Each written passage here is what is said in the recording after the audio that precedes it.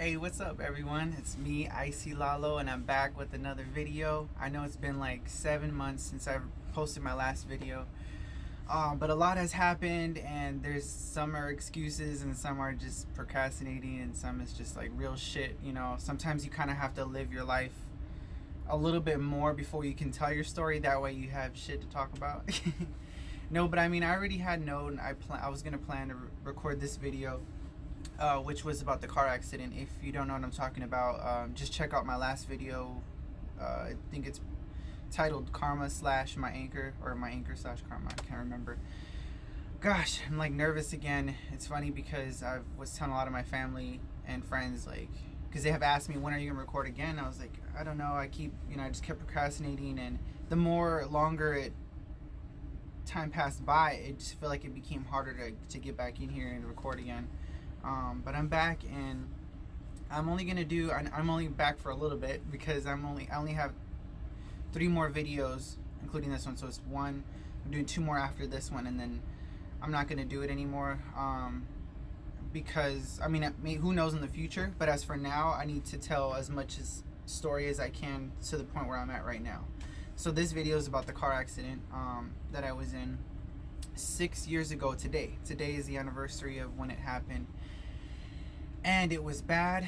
It was scary. It was the worst day of my life. It was something I would never wish anybody to experience. I mean, we hear about car accidents, we see car accidents all the time, but I feel like when you're in it, and it was as bad as mine was, and not only that, it being my first car accident, didn't feel like it was real. It felt like a bad dream, And not too long ago, me and my boyfriend went to go visit the spot where it happened, and I kind of was telling him the story, and I'll tell you what happened after I tell you what happened. So, alright, so yeah, that weekend, I think it was a weekend, it was me, my sister Angelica, my cousin Giovanni, and my friend Joe at the time. That night, I think it might have been a Saturday night, I can't remember. I wish I would have looked up the actual days. But we were going to a couple parties the night before the accident.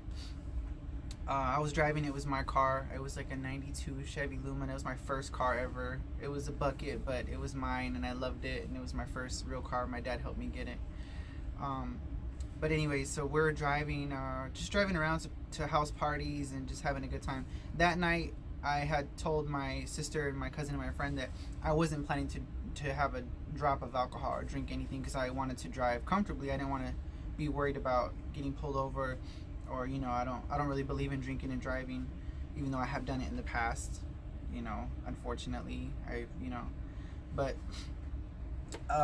this time, I really wanted to be safe, and I wanted them to have a good time. I wanted them to drink. So yeah, we went to like 2 or 3 house parties, and we had a good time. Like, even though I didn't drink alcohol, I still had a good time. I had fun, and we ended up getting home about, I don't know, the sun was coming. It was like 6, 7. No, maybe it was like 5 or 6 in the morning. Yeah, we got home. We went to my house, all of us, me, my sister, my cousin, and my friend. And we ended up not going to sleep. I think my sister, my cousin might have took a nap or whatever, and my friend Joe did, but I didn't go to sleep. I just kind of stayed up and was thinking about the whole night. And then my sister Angelica asked me, she said, hey, because she woke up from her nap, she was like, hey, can you take me to Chandler to go pick up the girls, which are her girls, my nieces? And I was like, yeah, that's fine. And it was perfect because my friend Joe lived in Chandler, so we were gonna drop him off, and at the same time and then my cousin Giovanni wanted to come for the ride. I don't know why. He was really tired. But yeah, so what happened? So we got in the car and we were driving. I felt really tired because I didn't sleep, and I was driving. My sister was in the passenger side. My cousin Giovanni was sitting behind me. Yeah, and Joe, my friend, was sitting behind Angelica, so they were in the back seat. And I remember it was like from what I remember, it was like, it wasn't raining, but it was like gloomy. You know, it was like a gray sky, and it was like sprinkling a little bit. Um, and we decided to drop off my friend Joe first before picking up the girls. So, oh, and then while we were driving over there to Chandler from I lived in a town called Apache Junction, so it was like I think about a 30-minute drive. So on the way over there, my cousin ended up falling asleep. My cousin Giovanni fell asleep in the backseat. And so we're just listening to music, you know, I'm trying to like stay awake because I know I'm really tired, you know, and you know how when you don't fall asleep, you get kind of delusional and you see things. But I had the music on, I was singing, and my sister was on her phone, and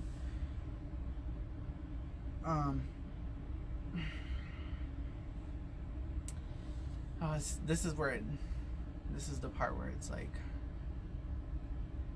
it's hard to play that whole thing in my head again, because it was traumatizing. It was really tough. But I feel like the more I talk about it, the easier it gets, the better it gets, because this car accident really fucked up my head. Not physically, but mentally it did, you know. So we were driving, and it was a two-way road, and we were pulling up to some apartments, like an apartment complex, because that's where my friend Joe lived. So in order to get into the apartments, I had to take a left turn, you know, and to get into the parking lot.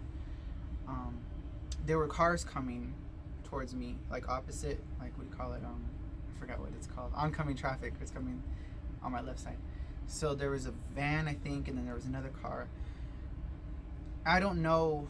At that moment in my head, I don't know if I was trying to hurry and just turn really quick after those vehicles passed without seeing if there was another vehicle coming after all those cars, because it's kind of hard to see. There was like a big van or something, and I couldn't see, and I should have just waited, you know. I should have waited. I think at the same time too, I want to say that I was changing the radio, or I was kind of playing with the volume or something. So I was kind of like glancing at the oncoming traffic, glancing at the stereo, you know, at the same time, while not having enough sleep, you know. A combination of all that led to that, what had happened. And so I turned left, and I didn't see that there was a car coming really fast, you know, towards my direction. I didn't see it. I did not see it at all. Like, it didn't exist. I remember someone yelling my name though, and it was my friend Joe. He was in the back seat, you know, behind my sister, and like on the passenger side. He yelled my name. I think he said Anthony, or like he screamed it, like I think he was trying to tell me that the car was coming, but he didn't have enough time to, like, you know, react, because it was already too late. It was a Mustang, and it was driving really fast, and it T-boned my car. It hit so hard. It hit so hard that it basically kind of stuck inside of my car, and ended up turning my car with their car still inside of my car, if that makes any sense. It's like they T-boned it and turned my car in a big circle. And what I remember seeing, like, through my vision was just like you know, like just like trees and shit, like going really quick. It just happened so fast, and I didn't feel no pain or anything. The first thing I thought was, like, is everyone okay? Like, I didn't even say, is everyone okay? I was saying repeatedly, like, everyone's fine, we're okay, we're okay, we're okay, we're okay. And I hear my friend Joe, like, just like groaning in, like, pain, like he's like, there's something wrong. And then I don't hear nothing behind me, my cousin Giovanni. And then I look to my right, and I see my sister, and it was all awful image that I could never get out of my head. And she was, like, basically leaned up against the dashboard, with her head facing towards me, and her eyes were open, but she didn't look like she was breathing. Like, she wasn't blinking. Like, her eyes were open, they were not blinking. She looked like she was dead. and my heart just kind of dropped, and I feel like I couldn't breathe. And I don't know, all of a sudden I kept saying Angelica, Angelica, and I think my friend Joe even heard me yelling at her, so he started saying Angelica, like everyone was just trying to get her to wake up or something, even though she looked like her eyes were wide open, you know. And I was touching her hand, and I didn't know what to do. I started panicking, and I think that's when adrenaline rushed in, and I jumped out of the car and I ran to her side and noticed that her whole side of the car was like she was smashed in.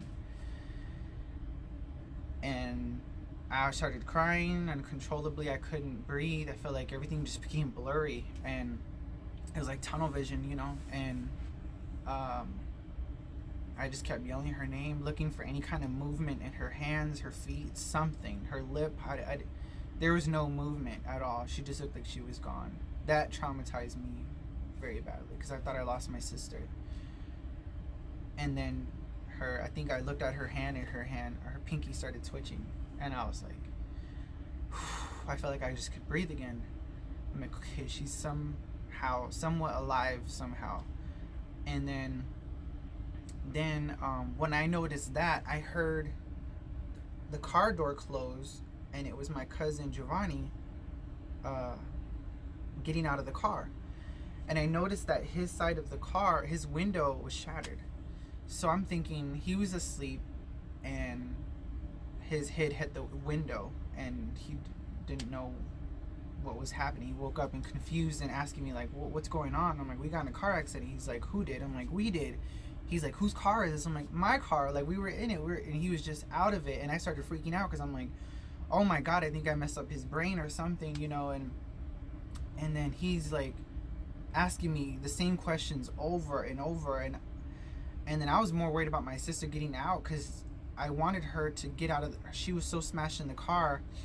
And then there was other people that were there. I guess there were people outside of the apartment complex coming out, and they were just kind of watching us. There was some lady that was trying to comfort me because I was panicking and I couldn't breathe, and she kind of gave me a hug. She's like, it's okay, I already called the ambulance, or the cops. They're coming, they're sending an ambulance, they're sending the fire truck, everybody, paramedics and everything. Don't worry, your sister's fine, you're okay.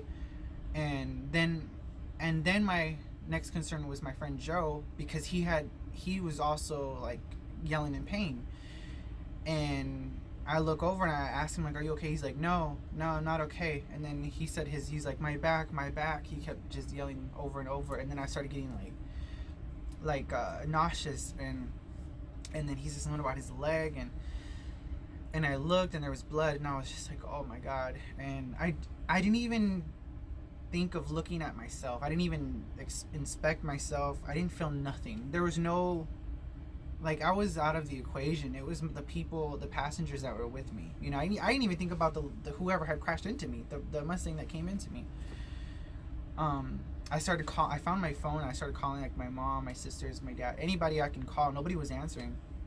And then all of a sudden, I think, I don't know if my sister Alexis showed up first, or my aunt Irene. I can't remember. But someone showed up, and I just started breaking down more, and they were asking about Angelica. Where is she? How is she? Is she okay? And I'm like, I don't know. Like, she's in the car. They're trying to get her out.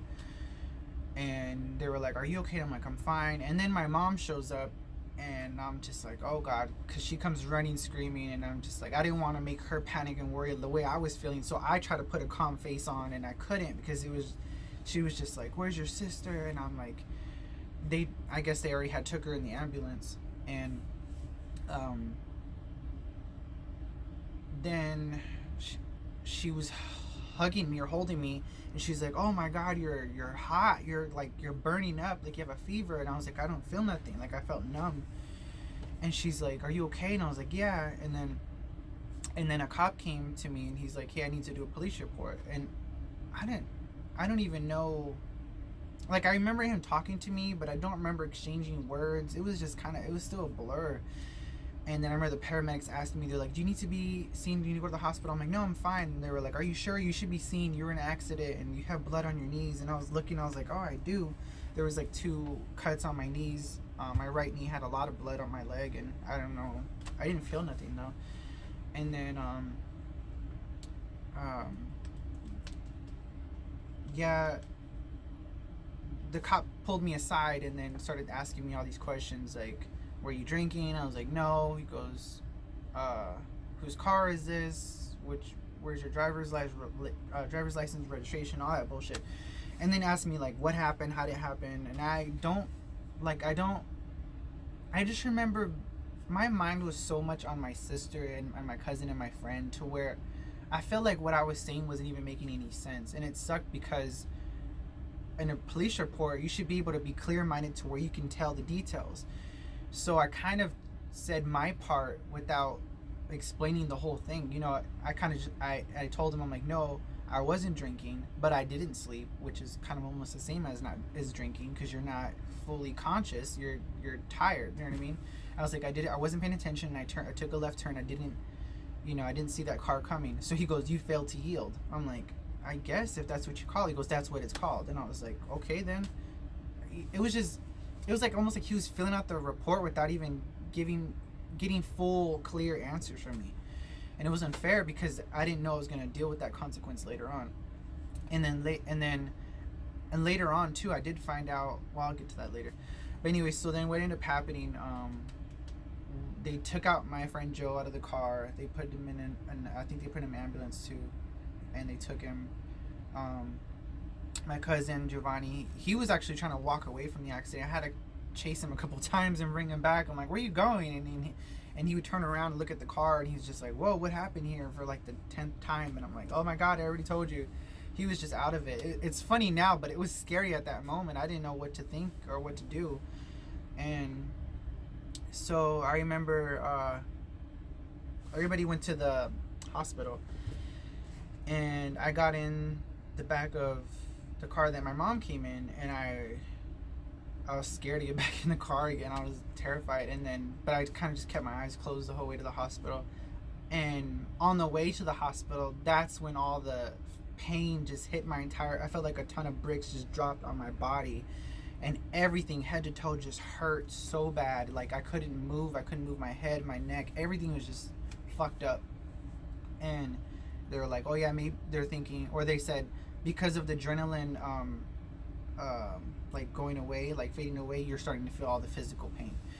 And I think that's why my body was burning up, is because that was the reason I wasn't feeling no pain, because my body was at a high temperature. But yeah, we got to the hospital, and I was still really crying a lot, and I kept thinking like, this is my fault, like you don't realize the responsibility you feel as the driver. Everybody kept telling me like, it's not your fault, you're fine, it's okay. And it's like it started making me upset, because it was like, no, you don't know what I felt behind that steering wheel. You have no idea. And I hope you never feel that way. It's awful, because it's like your hands are the like decision making of people's lives in your car. I don't know how else to explain it. But yeah, we got to the hospital, and the first thing I kept asking was like, where's my sister? I need to see her. I need to make sure she's okay. I want to see her breathe. I want to see her talk. And they're like, yeah, we have to check you in first, and all this and that. So well, back to the scene real quick. It was a young girl that was in the Mustang. I think she was like 16, 17, 18. I don't know if she was by herself or there was someone else with her. She was like, she was just a young girl, and she was just as scared. She was crying. I think she did have cuts on her arms. I think her airbags went off. Mine didn't. But yes, she was at fault too. I was at fault first for not sleeping, for not yielding, for not paying attention. It was her fault because she sped. She might have not seen me either, I don't know. But she sped she was going over the speed limit like a lot. Because I think right there was like 35. She was going like 50, 55. So she was speeding. And that much power, that much miles per hour to hit my car was a big impact. And that's why it was bad as it was. So that's what happened. And later on, her father got me into a big mess, which I'll explain in a bit. So yeah, at the hospital, I finally get to see my sister, and I see her, and I'm like, are you okay? And she's just like, yeah, I'm fine. I'm just like, Oh my God. She was just like, yeah. And I guess she doesn't remember anything. Like, she didn't remember nothing. So in a way, I'm glad she didn't, because it was traumatic, you know. Uh, but I was just like, "Are you okay?" She's like, "Yeah, I'm fine." She goes, she ended up with having 3 broken ribs, and I think it was her ankle or her foot got um, sprained or something. It was really bruised and cut. Um, and yeah, and then the next person was my friend Joe. His injury was very serious. He ended up having to get surgery in his lower back, I think, um, and that was really scary too. My cousin Giovanni ended up getting a small concussion, I think, in his memory because he was sleeping. It messed up his memory. Um, but it was really funny. Like, he was being positive as possible at the hospital. You know, like, he was cracking jokes and trying to make light of the whole situation. As dark as the incident was, he made it light, and that's just my cousin. Always, that's how he always was. You know, he's shout out to my cousin. I love him. He's one of my very many not many, few cousins that I still consider my family. You know, we don't hang as much, but when we do, it's like nothing. We have the most a close bond. Unfortunately, my friend Joe, we don't talk as much, but I do wish him well, and I hope he's doing good in his life. But yeah, it was, and my sister, you know, I feel like we all took something different from that accident that day. You know, it was tough for me. You know, the end of my last video, I was talking about the guy, my friend who I was in love with for a long time, for 10 years, Gabe. And you know, when we did end our friendship, and he did say those last words that, what did he say? He said, I wish you'd go kill yourself, because he needed to say something for me to leave him alone, you know, and it worked. But it made me, losing him made me give up on the idea of love. You know, it made me I didn't realize that giving up on love was giving up on myself, and that's why I was doing reckless things. I'm not saying like, that not sleeping, I could have said no, I can't drive, I can't, you know, but because I didn't care, I was in a state of mind like, oh well, I'll just drive, and I should have thought about other people's lives in the car. I'm sorry, I'm just kind of rambling. But yeah, you know, it made me give up on myself. I didn't know giving up on love was giving up on myself, and I think that if I would have loved myself, or if I would have not given up on love before that happened, that probably wouldn't have happened. But I don't regret that accident happened. Now, you know, I look at it as, it was a blessing. It was something, it was a wake-up call. For me, it was. I don't know how everyone else took it in that accident. Like I said, they all took it their own way. But for me, it was a wake-up call. To me, it was God's way of saying, hey, you know what? If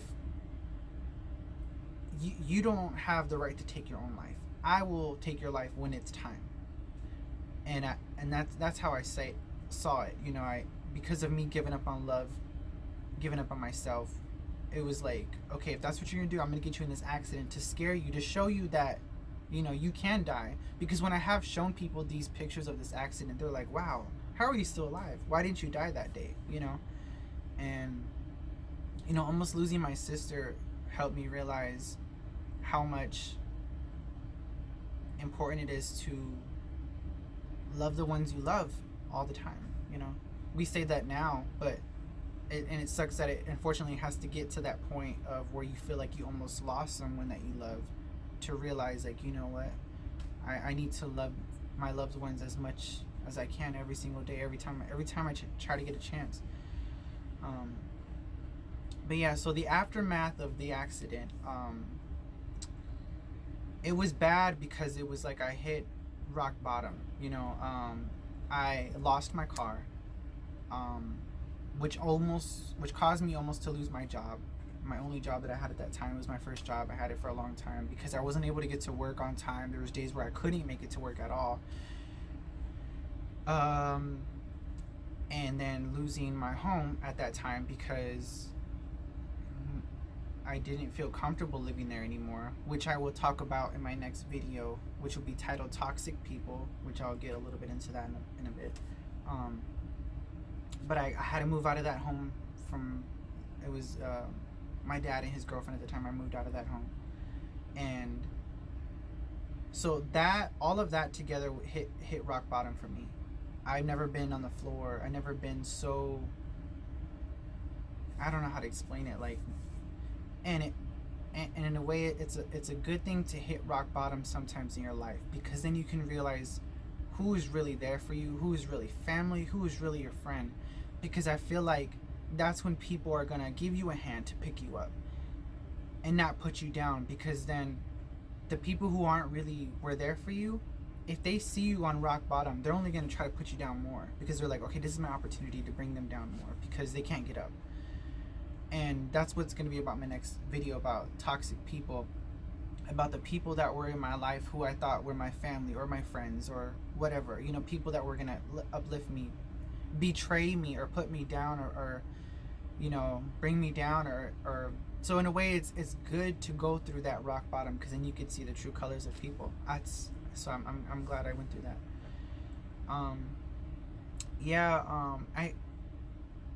So what ended up happening with that girl that crashed into me, her dad ended up suing me in that accident, because I did not have insurance in that car accident. No insurance at all. I did have a license though. But because of it being my fault, even though it wasn't, I feel like it was it was both of our faults. But since the police report states that it was my fault, that girl's dad's attorney decided to sue me, because they had to pay for all the damages. Like, it's kind of like I walk away like, oh well, you know, I don't pay for nothing, even though I had to pay for a lot of hospital bills, even though I did lose my car in that accident, even though my sister almost died in that car accident. They still had the nerve to want to sue me for a big amount of money that I'm still paying to this day, and that's six years ago, you know. So I'm dealing with it now. I did want to mention that time when I said earlier in the video that me and my boyfriend went to go revisit that site where I crashed. And I mean, I had passed by there a couple times before, but this time I was driving and I was showing him exactly how it happened, and that was fucking scary. And this happened a couple months ago, I think, or a month ago, I don't know, like just recently. And I was like, and then we made a left turn like this, and I turned into the apartment complex, and as soon as I was turning, my heart started beating really fast. And he just looked at me like, are you okay? And I'm like, no. It's like I lived the whole thing again. Like, the whole thing played. It's like, I think of it now like, damn, I didn't get to make that turn, and now I did. I'm sorry. That's how I felt like when I was over there. That was scary that day. That shit was scary. It was awful. But I'm glad I did that. I'm glad I revisited the spot again. I feel like it's helping me process it, because it is hard. Like, you know, it is traumatizing. Like, when I do drive regular, when I go to work or whatever, and I see a car accident, I can't look at it, because I feel like I can't breathe again. And but I feel like like I said, every day it gets better. The more I talk about it, it gets better. You know, I would go pass by that site again, you know, every once in a while, you know, that way I could get over that, you know. And it was hard for me to drive again after that accident for a long time. I have like one more minute on this video. I swear this thing went by really fast. Wow, this is a good video, I think. I'll be the one view, and when like, oh, by the way, I want to say that you know, from my past videos, I just want to thank everyone that did watch them and did share them and did like them, and the people that keep asking me to, you know, to make another video again. It's weird looking at that my first video and seeing 200 views when I don't even know 200 people, so that's really cool. But yeah, my time's almost up. Next video is going to be titled Toxic People, and that'll be about the people that, you know, showed me who they really were when I was at rock bottom. But this YouTube channel is dedicated to myself first, and you know, my message is to tell everyone that watches my videos, you know, learn to love yourself. Amate. That is the best thing that you could ever do for yourself. And yeah. All right. Well, I'll see you next time. Bye.